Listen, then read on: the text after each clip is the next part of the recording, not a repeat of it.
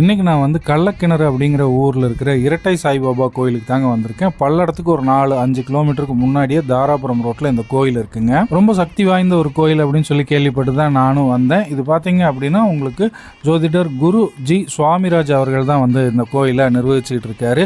இங்கே உங்களுக்கு வந்து ஜாதகம் பார்க்குறாங்க, வாஸ்து, நியூமராலஜி, சோழி பிரசன்னம் வந்து பண்ணித்தராங்க. அது மட்டும் இல்லாமல் உங்களுக்கு பில்லி சூனியம், செய்வினை கோளாறுகள்லாம் இருந்தது அப்படின்னா அதை முற்றிலும் சரி பண்ணி தர்றாங்க.